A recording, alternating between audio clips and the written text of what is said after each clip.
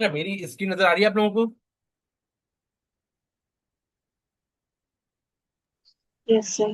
अच्छा, जब आप लोग स्टार्ट करते हैं तो वहां पे आप अगर एक्सिस ढूंढोगे, ACCESS, एक्सिस, जब आप एक्सिस ढूंढोगे तो आपके पास इस तरह से एक्सिस आपको मिल जाएगा ऑफिस के अंदर। ठीक है।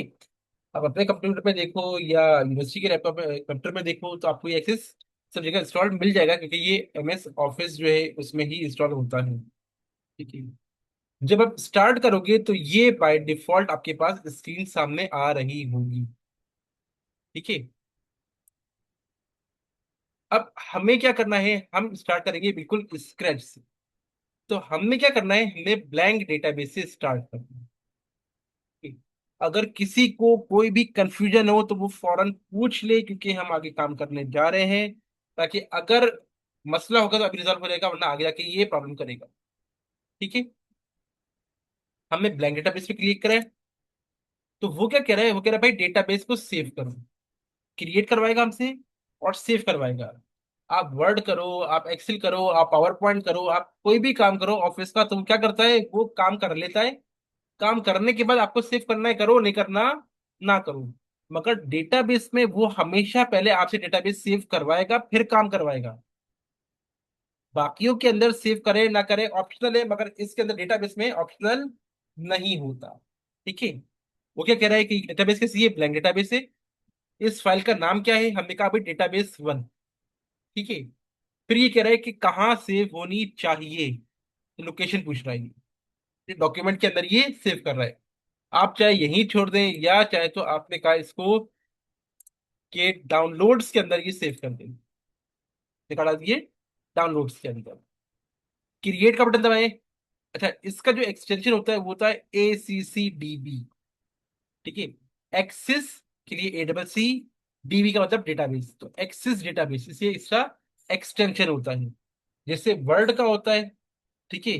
जैसे एक्सेल का होता है, इस तरह से ये इसका आपके पास एक्सटेंशन है। क्रिएट पे क्लिक किया आपने,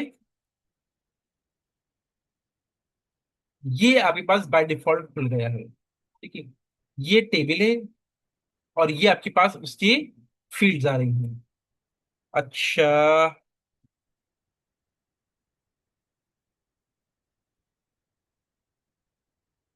हमारे पास इसके अंदर चार चीजें होती हैं। पहले नंबर पे हमारे पास टेबल, दूसरे पे हमारे पास फॉर्म, तीसरे पे हमारे पास क्यूरी, और चौथे पे हमारे पास। ठीक है। तो हमें इसके अंदर ये चार काम करने हैं, टेबल, फॉर्म, क्यूरी और रिपोर्ट। ठीक है।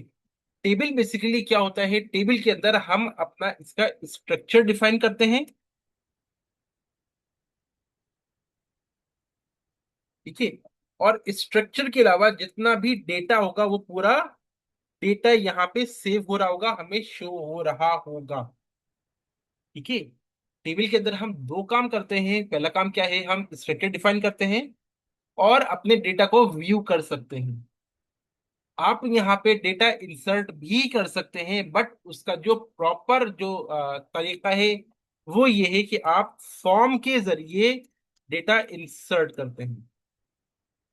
इसी जरिए फॉर्म के जरिए आप डेटा इंसर्ट करते हैं। और टेबल के अंदर हमारा जो फंक्शन होता है वो बेसिकली डेटा को व्यू करने का होता है। डेटा हम इसमें इंसर्ट करने के लिए इस्तेमाल नहीं करते, कर सकते हैं मगर करना नहीं चाहिए, सिर्फ व्यू के लिए। तो जो भी आपको डेटा इंसर्ट करना है, एडिट करना है, जो भी करना है वो आप कहाँ से करोगे, आप फॉर्म के जरिए करो। ठीक है। जो तीसरी चीज है वो है हमारे पास क्यूरी। क्यूरी का मकसद होता है आपके पास कैलकुलेशन परफॉर्म करना। ठीक है। और फिल्टर लगाना, डेटा की फिल्टरिंग। ठीक है। कि हमारे पास जो डेटा आ रहा है उसको फिल्टर कैसे करना है। ठीक है। तो टेबल स्ट्रक्चर के लिए और डेटा को व्यू करने के लिए एडिट कर सकते हैं, इंसर्ट कर सकते हैं। बट प्राइमरी फंक्शन क्या है, उसको व्यू करने के लिए। इंसर्ट करने के लिए जो प्रॉपर तरीका है वो है फॉर्म के जरिए। फॉर्म के बाद हमारे पास डेटा चला गया, हमने यहाँ से डेटा इंसर्ट किया, वो सब टेबल में आके नजर आ गया। ठीक है। अब अगर मुझे कोई भी कैलकुलेशन परफॉर्म करनी है, या फिर मुझे उसमें कोई भी फिल्टर वगैरह अप्लाई करने हैं, वो क्यूरी के जरिए। और एट द एंड हम इन सब की बेसिस पे रिपोर्ट जनरेट कर लेते हैं। एक्सेल में और डेटाबेस में यही फर्क है। एक्सेल डेटा को हमारे पास फ्लेक्सिबिलिटी बहुत ज्यादा है, हम उसको अपने हिसाब से मैनिपुलेट कर लेते हैं, बट यहाँ पे मैनिपुलेशन पॉसिबल नहीं है। जो स्ट्रक्चर हमने डिफाइन कर दिया वो वही रहेगा, और उसमें कोई चेंजेस पॉसिबल नहीं होंगी जब तक हम स्ट्रक्चर से कोई चेंजेस ना करें। क्लियर है? दूसरी बात ये कि हमारे पास जो एक्सेल है वो बहुत ही इनसिक्योर है। यहाँ पे हमारे पास सिक्योरिटी का ज्यादा है। मसलन हमारे पास क्या है कि डेटा जो भी इंसर्ट होगा वो कहाँ से होगा, वो फॉर्म के जरिए ही होगा। अब सामने वाले को सिर्फ फॉर्म नजर आ रहा है। मसलन आपने जब एडमिशन लिया था यूनिवर्सिटी के अंदर, तो आपने फॉर्म फिल किया था ऑनलाइन, आपको सिर्फ फॉर्म ही नजर आया था, बट उसके बैक एंड पे जितना डेटा स्टोर है वो आपको नजर नहीं आया। तो फॉर सिक्योरिटी पर्पस अब क्या कर रहे थे, इसको यूज कर रहे होते हैं कि आपको सिर्फ फॉर्म नजर आएगा, आप फॉर्म से डेटा इंसर्ट करोगे, वो ऑटोमेटिकली कहा चला जाएगा, टेबल के अंदर चला जाएगा और जाके सेव हो जाएगा। मगर आपको नजर नहीं आएगा। तो सिर्फ जिसके पास अथॉरिटी है, राइट से, खाली वो ही उस डेटा को देख सकता है। या जिसको आगे रिपोर्टिंग करनी है, एमआईएस वाले, वो इससे क्यूरी परफॉर्म करके रिपोर्ट जनरेट कर सकते हैं। यहां तक कोई कंफ्यूजन, बात समझने में कोई प्रॉब्लम, कोई मसला? क्लियर नहीं है? सर, नहीं। ठीक जी है, जी। आगे बढ़ते हैं।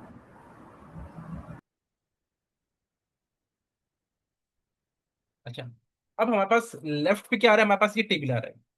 आप टेबल बनाओगे, यहाँ पे टेबल सारे आ रहे होंगे। आप यहाँ पे फॉर्म बनाओगे, यहाँ सारे फॉर्म आ रहे होंगे। आप क्यूरी लगाओगे, यहाँ सारी क्यूरी आ रहेंगी। रिपोर्ट बनाओगे, यहाँ सारी क्यूरी रिपोर्ट्स आ रही होंगी। तो लेफ्ट के ऊपर तमाम चीजें आपके पास यहाँ पे शो हो रही हो। ठीक है। हमारे पास इसके दो व्यू हैं। हम ये आ गए व्यू में। ठीक है। तो हमारे पास एक आ रहा है data sheet view. Data sheet view के अंदर हमारे पास जितना भी डेटा इंसर्ट करोगे वो सारा यहाँ पे आ रहा होगा डेटा। तो डेटा आपने इंसर्ट किया है वो सारा का सारा यहाँ पे नजर आ रहा होगा। ठीक है। और दूसरा है डिजाइन व्यू। वो जो स्ट्रक्चर की हम बात कर रहे थे, वो हमारे पास यहाँ पे डिजाइन व्यू के अंदर स्ट्रक्चर बनेगा। हमें पहले स्ट्रक्चर बनाना होगा, बाद में डेटा इंसर्ट होगा। ठीक है। तो हम आ गए डिजाइन व्यू पे। क्लिक किया। वो ये कह रहा है कि भाई आपने ये टेबल क्रिएट किया हुआ है बाय डिफॉल्ट, क्या इसको सेव करना है? ये आपसे हर पॉइंट पे सेव करवाएगा। क्यों? क्योंकि ऐसा ना हो कि आपका कोई डेटा लॉस ना हो जाए। तो ये हर पॉइंट पे सेव करवाएगा। तो टेबल वन के नाम से सेव करना है, आप चाहे तो टेबल वन के नाम से सेव कर दें, या चाहो तो आप इसमें कोई और चेंजेस कर सकते हो। ठीक है। आपने इसको कहा पर्सनल के नाम से सेव हो जाए, या इन्फो के नाम से सेव हो जाए, या टेबल वन ही रहने देते हैं, तो आप यहाँ से इसको रिनेम कर सकते हो। ओके किया आपने? ये आपका टेबल खुल गया है। किस चीज के लिए? स्ट्रक्चर के लिए। अब यह देखो, हमारे पास जो पहला हमारे पास फील्ड नेम है। पहली फील्ड की आ रही है आईडी। आईडी के आगे बाय डिफॉल्ट लिखा हुआ रहा है ऑटो नंबर। क्यों? क्योंकि हमने एक चीज पढ़ी थी, वो थी प्राइमरी की। और प्राइमरी की क्या होती है? वो यूनिक होती है, कभी भी डुप्लीकेट नहीं हो सकती। अगर आप मैनुअली कुछ इंसर्ट कर रहे हो तो उसके अंदर चांसेस हैं कि वो क्या हो जाए, कि वो डुप्लीकेट हो सकती है। मगर अगर ऑटो नंबर होगा तो ये खुद ही अपने पास प्रीवियस के अंदर एक इंसर्ट कर देगा, ये डुप्लीकेट होने नहीं देगा। ठीक है। और यहाँ पे चाबी भी बनी हुई नजर आ रही है। इसलिए बनी हुई आ रही है क्योंकि ये क्या बनी हुई है, ये प्राइमरी की बनी हुई है। क्लियर है? क्लियर है? Sir, yes sir. अब हम इसमें एक फील्ड ऐड करते हैं। हमने कहा नेम, फर्स्ट नेम, क्या होना चाहिए? ये हो गया हमारे पास शॉर्ट टेक्स्ट। टेक्स्ट हमारे पास दो तरह के हैं, एक है शॉर्ट और एक है लॉन्ग। शॉर्ट टेक्स्ट का मतलब ये होता है कि छोटा सा, मतलब आपका नाम आ गया, आपका फादर नेम आ गया, आपका एड्रेस आ गया। और लॉन्ग टेक्स्ट क्या होता है कि आपको कोई पैराग्राफ लिखना है। मसलन आपने कह दिया कि रिमार्क्स, बड़े भी हो सकते हैं। आपने कहा कि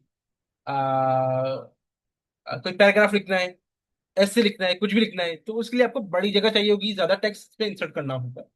जितना टेक्स्ट ज्यादा इंसर्ट होगा उतना ये हैवी होता जाएगा। तो आपको इस चीज पे भी जहन में रखना है।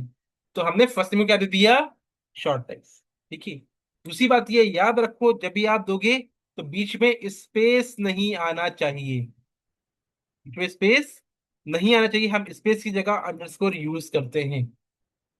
ठीक है। स्टैंडर्ड तरीका क्या है कि बीच में स्पेस नहीं आना चाहिए, इसकी जगह आप अंडरस्कोर यूज कीजिए। ठीक है। फर्स्ट नेम, लास्ट नेम, क्या है हमारे पास, ये भी शॉर्ट टेक्स्ट है। ठीक है। और आपके पास क्या आ गया, डेट ऑफ एडमिशन। ठीक है। यहाँ पे आए, oh sorry, okay okay okay okay okay.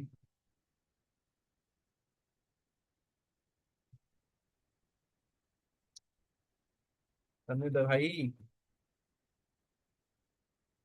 Basically हमसे एक गलती हुई, गलती क्या थी, हमने इसमें डॉट दे दी, रख के डॉट नहीं होता, हमें अंडरस्कोर यूज करना था। मैं डॉट के बजाय अंडरस्कोर यूज करना था। वो ये कह रहा है कि आपने डॉट गलत इस्तेमाल किया है, आपको डॉट इस्तेमाल नहीं करना। ठीक है। ये हमने रिमूव कर दिया। अब एरर बदल दिया, हमने कहा date underscore of underscore admission. ठीक है। अब हमारे पास एरर नहीं आया, तो हम डॉट यूज नहीं कर सकते, हमें अंडरस्कोर यूज करना है। अच्छा, डेट ऑफ एडमिशन क्या है, डेट है, तो ये क्या होना चाहिए हमारे पास, ये टेक्स्ट नहीं होना चाहिए, ये क्या होना चाहिए हमारे पास, ये होना चाहिए डेट टाइम। क्या होना चाहिए, डेट टाइम। ठीक है। अब जरा इसको देखते हैं। हमने ये चीज सेट कर ली, हमारे वापस व्यू में, डेटा शीट व्यू। वो कह रहा है सेव करना है, हमने कहा हाँ सेव कर दें, क्योंकि ये हर पॉइंट पे सेव करवाएगा। देखो, हमारे पास यहाँ पे फर्स्ट नेम भी आ गया, लास्ट नेम भी आ गया, और डेट ऑफ एडमिशन भी आ गया, जो हमने वहां पे स्ट्रक्चर डिफाइन किया था। अब हम जब फॉर्म आएगा, हम फॉर्म से डेटा डालते जाएंगे, वो ऑटो यहाँ पे फिल होता जाएगा। हमने कहा भाई फर्स्ट नेम क्या है, ABC, लास्ट नेम क्या है, XYZ, डेट ऑफ एडमिशन खुद ही यहाँ पे क्या बना हुआ आ गया, हमारे पास कैलेंडर बना हुआ आ गया। इस पे क्लिक किया आपने, आपके पास ये कैलेंडर आ रहा है, टुडे ये आ रहा है, आज की डेट खुद ही आ गई। अगर आपको कोई और डेट चाहिए पीछे की, आपने वो डेट सिलेक्ट कर ली, वो डेट आ गया। ठीक है। एंटर किया आपने, नेक्स्ट खुद ही आ गया। यहाँ पे आप कुछ इंसर्ट नहीं कर सकते, ये ऑटो नंबरिंग है। यहाँ पे आओगे, ये खुद बात खुद नंबर आपका ये चेंज हो जाएगा। ये आ गया, देखिए LMNO, हमने डेटा इंसर्ट करना शुरू किया, ये खुद ही 2 बन गया। हम इंसर्ट नहीं कर रहे ताकि कोई डुप्लीकेशन ना हो। Of admission. ठीक है। इस तरह से हमने क्या कर लिया यहाँ पे, हमने यहाँ पे कुछ डेटा क्रिएट कर लिया है। आप इस व्यू के अंदर, डिजाइन के अंदर, यहाँ पे आप चाहें तो और भी चीजें दे सकते हैं। मसलन हमारे पास क्या है, शॉर्ट टेक्स्ट है, लॉन्ग टेक्स्ट है, नंबर्स। फीस आपकी कैसे होगी, नंबर्स में होगी। ठीक है। लार्ज नंबर, अगर आपको डेसिमल या कोई ज्यादा नंबर चाहिए तो उसके लिए, नंबर छोटे नंबर्स के लिए होता है। फिर डेट आ गया, करेंसी आ गई, अगर आपको करेंसी में कोई चीज चाहिए। ठीक है। ऑटो नंबर हमने देख लिया था। लेट सपोज हम कहते हैं कि आपका स्टेटस आ गया आर्म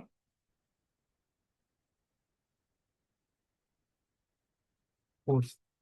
ठीक है। क्या क्या आप आर्म फोर्स से बिलोंग करते हैं, या आप इसको करते हैं सिविलियन। ठीक है। और हमने इसको कर दिया यस नो। ठीक है। अब समझ क्या किया हमने, वापस आए डेटाशीट व्यू में, कह रहा है सेव करना है, हमने कहा सेव कर ले। देखो यहाँ पे हमारे पास चेक ऊपर आ गया, चेक लगा देंगे, यस से हटा देंगे, नो लगा दिया, हटा दिया। ठीक है। इस तरह से हमारे पास ये चेक बॉक्स काम कर रहे हैं। और भी हमारे पास है, मसलन हमारे पास है कि अगर हमें कोई हाइपरलिंक देना है, आपको देना है ईमेल एड्रेस, ईमेल स्पेस जैसे का अंडरस्कोर एड्रेस।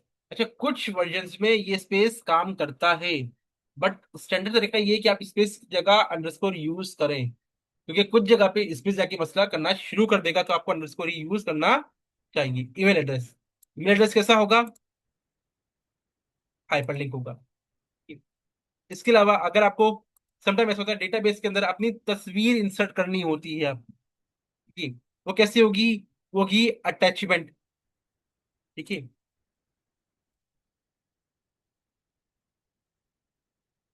तो इस तरह से हमारे पास अलग अलग तरह की यहाँ पे चीजें हैं। अच्छा, अब हम वापस आते हैं। यहाँ पे हमने जो डेटा टाइप थी उसकी हर एक की प्रॉपर्टीज यहाँ पे आ रही। ठीक है, क्या साइज क्या होगा? 255 कैरेक्टर्स इसके अंदर इंसर्ट हो सकते हैं। फिर इसका फॉर्मेट क्या होगा, इनपुट मास वगैरह क्या होगा? जो इनपुट मास वगैरह है ये हम थोड़ा बाद में इसको डिस्कस करेंगे। फिर इसके अंदर क्या है, कैप्शन वगैरह क्या हो, डिफॉल्ट वैल्यू अगर कुछ ना दी जाए तो क्या हो, कोई अगर वैलिडेशन रूल देना है, याद है वैलिडेशन रूल हमने एक्सेस में भी किया था। वैलिडेशन अगर रूल आपको कुछ देना हो, या वैलिडेशन टेक्स्ट अगर कुछ देना हो, ठीक है, क्या ये इंसर्ट करना लाजमी है या नहीं है? क्या इसके अंदर जीरोस आ सकते हैं या नहीं आ सकते? ठीक है, या कुछ भी आपने नहीं दे रहा। ठीक है, कोई वैल्यू हो सकती है या नहीं हो सकती, वगैरह वगैरह, ये इसके अलग अलग यहाँ पे ऑप्शंस आ रहे हैं। हर एक ऑप्शन दूसरे से डिफरेंट है। ठीक है, हर एक में अलग अलग ऑप्शन है। ठीक है, कुछ में कम है, कुछ में ज्यादा है। तो आपके पास ये है कि आप इसको इसके अकॉर्डिंगली चेंज कर सकते हो। जो आपको सही लगे आप उसमें वो इंसर्ट करो, जो आपको सही नहीं लगता आप उसको हटा देते हो।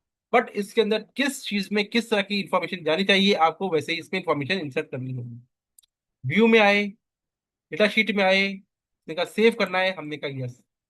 देखो हमारे पास चीजें ऐड हो गई।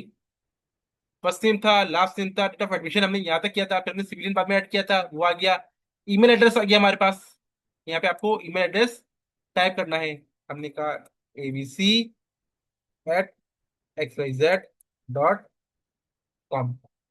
ठीक है, अगर अटैचमेंट करनी है तो अटैचमेंट के लिए आपके आ गया। अटैचमेंट आपके लिए डबल क्लिक किया